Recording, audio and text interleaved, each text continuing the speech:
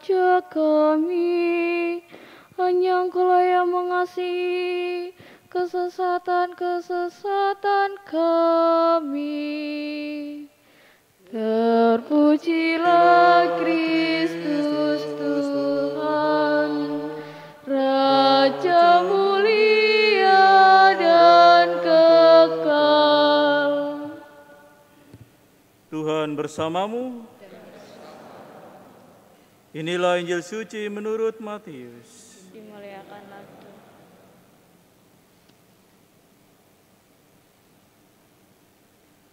Sekali peristiwa, pergilah seorang dari ke-12 murid itu yang bernama Yudas Iskariot kepada imam-imam kepala.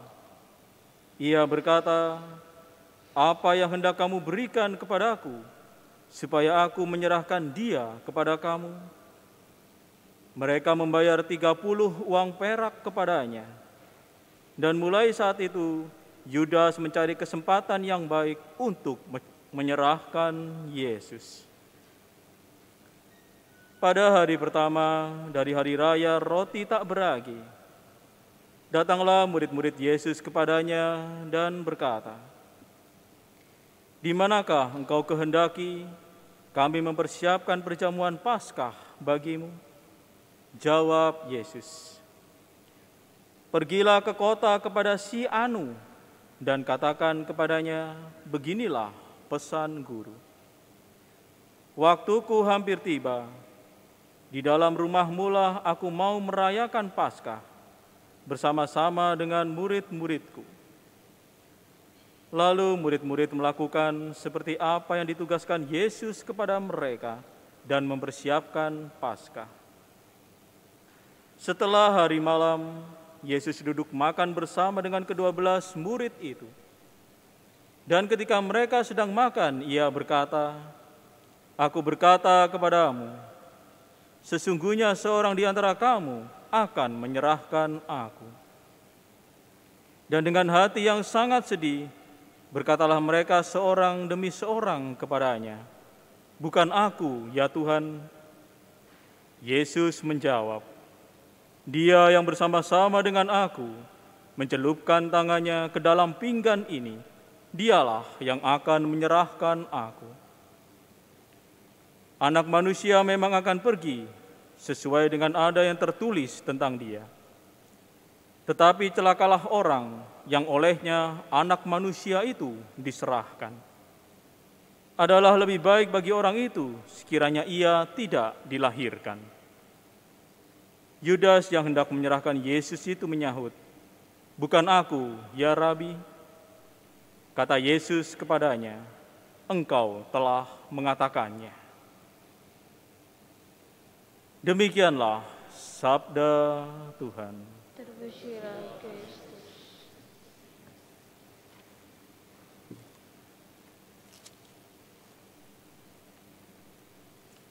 Saudara-saudari yang terkasih,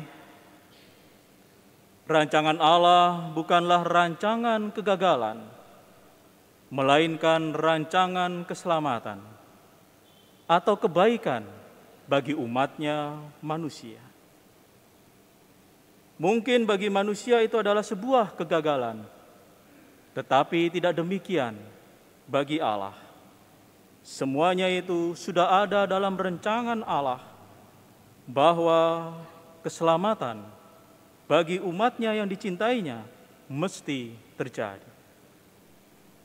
Dan hal itu terlihat sebab Tuhan kita, Allah kita, mengetahui sisi kelemahan dari umat manusia.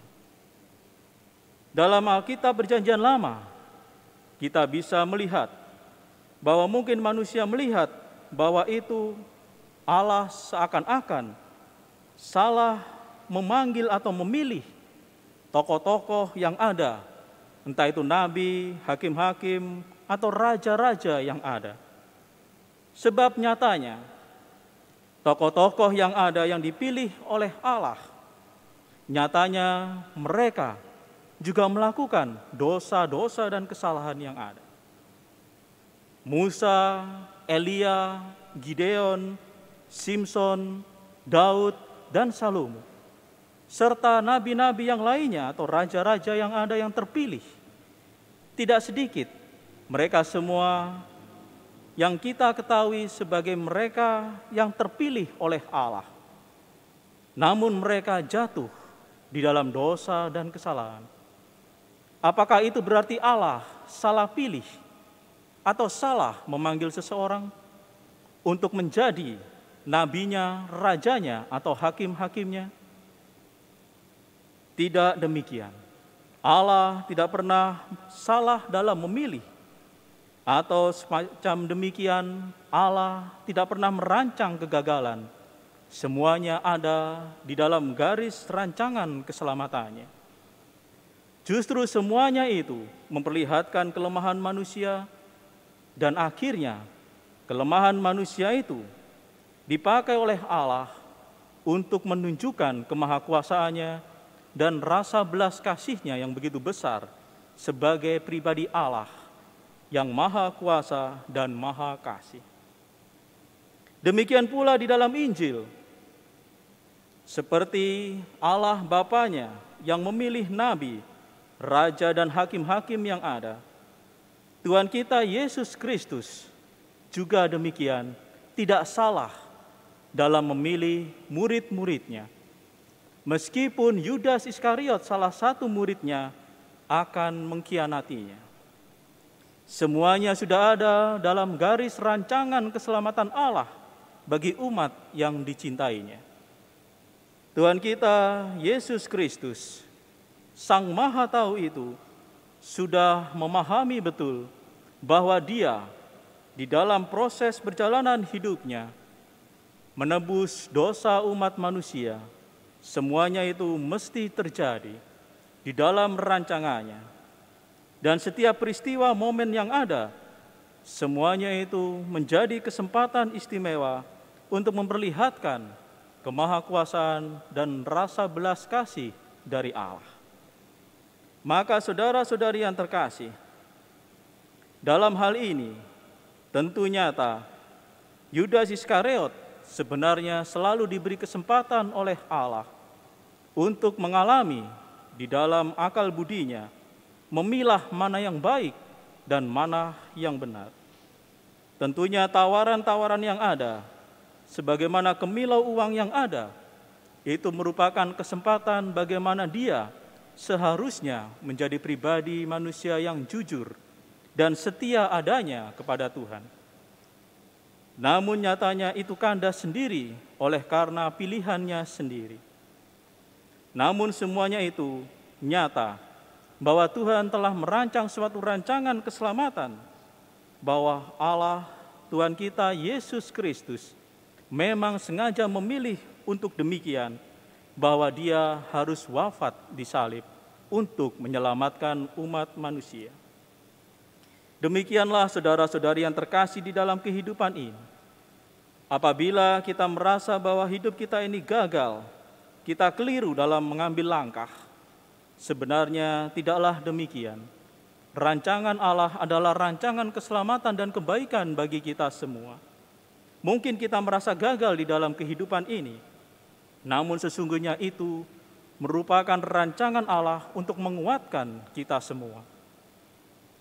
Dan di mana juga kita mungkin mengalami tawaran-tawaran yang penuh akan bujukan rayu yang ada, kemilau dan harumnya uang, atau juga adanya orang-orang yang oleh karena bujuk rayu yang ada, juga itu menguji kesetiaan kita. Apabila kita tetap berada di dalam kejujuran dan kesetiaan yang ada, maka nyatalah kita tetap berada di dalam rancangan keselamatan Allah. Sebab rancangan Allah bukanlah rancangan kegagalan. Semuanya itu dimaklumkan oleh Allah untuk kita alami. Maka kita tidak perlu merasa gagal selama kita bersama Allah, di mana Tuhan kita Yesus Kristus telah melewatinya. Bahwa salib bukanlah kegagalan, melainkan kemenangan.